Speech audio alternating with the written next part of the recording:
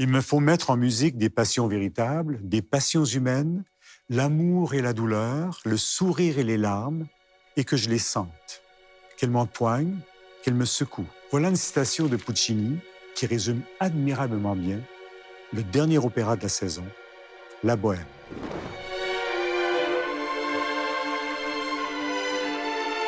On vous présente pour dernière production de la saison La Bohème de Puccini, un livret de Giacosa et Illica, qui sont les deux complices de Puccini. C'est peut-être l'opéra parfait, parce qu'il y a des personnages qui sont attachants, une histoire qui est touchante, une histoire d'un amour et de poètes et de jeunes gens. Et quand on regarde l'histoire de l'opéra, c'est l'opéra qui est joué sur toutes les tribunes, sur toutes les scènes du monde, et auquel on revient constamment parce que la musique est toujours aussi sublime et toujours aussi magnifique.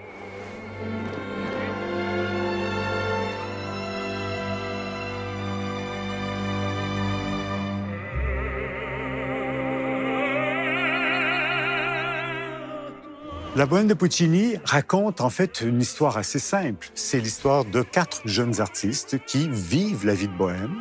Des jeunes artistes qui n'ont pas d'argent, mais qui vivent de liberté, d'amour, de passion, de tragédie par moments, de maladie malheureusement, qui est parfois le sort de ces jeunes artistes qui ont peu d'argent. Et c'est là qu'on rencontre les personnages principaux. Il y a Rodolfo, le poète, Marcello, le peintre, Colline, le philosophe, et Schaunard, le musicien. Et autour d'eux gravitent Musetta, jeune cocotte et amante de Marcello, et principalement Mimi, jeune brodeuse qui va tomber amoureuse de Rodolfo. Et l'opéra, ce qu'il raconte, c'est d'abord, au premier acte, la rencontre entre Mimi et Rodolfo, qui va donner lieu à l'un des plus superbes et des plus sublimes duos d'amour de tout l'opéra que signe Puccini. On sent et on entend dans cette musique extraordinaire l'amour naissant. Et aussi le pouvoir de l'amour, la passion qui est éprouvée entre ces deux personnages qui viennent à peine de se rencontrer. C'est l'un des grands moments de cet opéra, mais aussi, je pense, de toutes les scènes d'opéra, de tout le répertoire.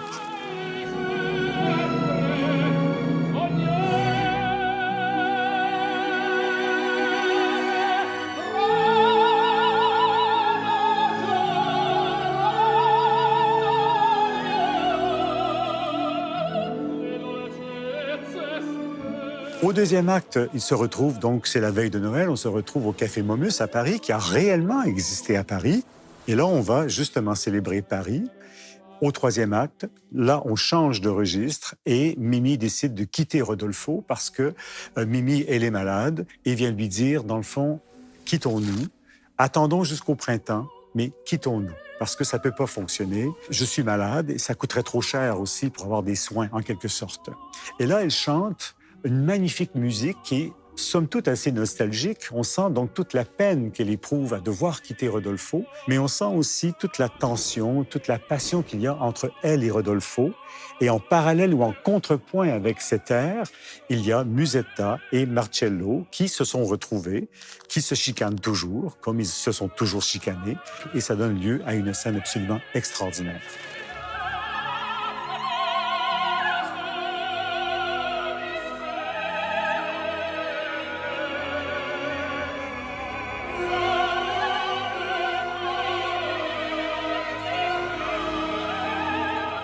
Et puis, au dernier acte, Mimi, qui est malade, revient retrouver Rodolfo, mais là, elle est sur le point de mourir, et elle va mourir.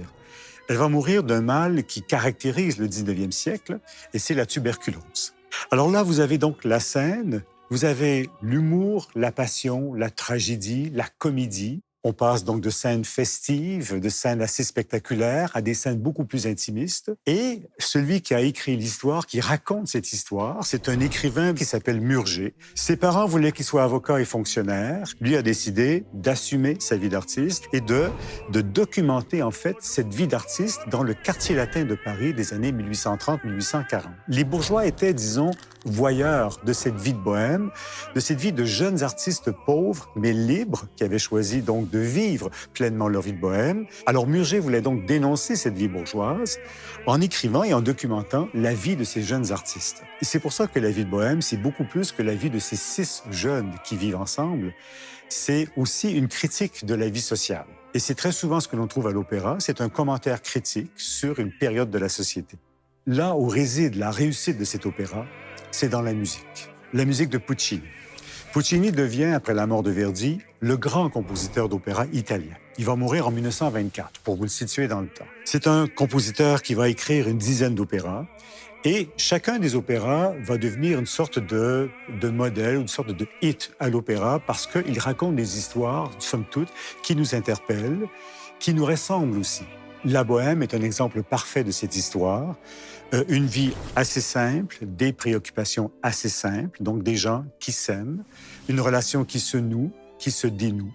Et puis, on suit donc cette vie intime qui est racontée en musique. Et Puccini a le génie, justement, du théâtre, de savoir doser les différents éléments pour que l'on puisse suivre cette histoire absolument extraordinaire et très, très touchante. La Bohème, lorsque ça a été présenté, ça n'a pas été un hit immédiat, ce qui est étonnant, vous allez dire, parce que c'est une des opéras les plus connues aujourd'hui. Pourquoi est-ce que c'était un flop? C'est que d'une part, la maison d'opéra où on présentait la Bohème, on venait de présenter un opéra de Wagner, Le Crépuscule des dieux, qui nous amenait dans un monde de philosophie et de mythologie et de personnages irréels. Alors donc, les gens s'attendaient à une substance beaucoup plus sophistiquée, beaucoup plus profonde peut-être qu'une simple relation d'amour. Ils entendent cette musique. Ensuite, le deuxième acte semble un peu court, l'histoire semble un peu banale, et les gens sont décontenancés. Et en plus, comme deuxième élément, c'est qu'il y avait un autre compositeur, Leoncavallo, qui avait mis en musique exactement la même histoire.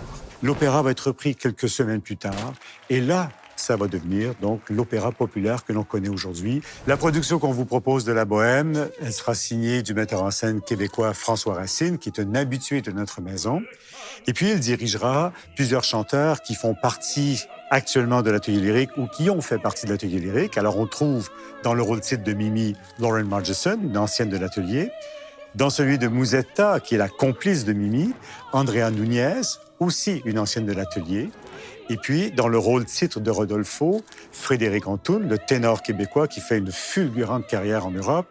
Et dans le rôle de Marcello, son complice, l'Américain John Brancy, qui a fait sensation il y a quelques années au concours international de musique, l'Orchestre métropolitain dans la fosse, dirigé par Simon Rivard, qui en sera à ses débuts à l'Opéra de Montréal. C'est donc un rendez-vous du 10 au 18 mai à la salle Wilfrid Pelletier.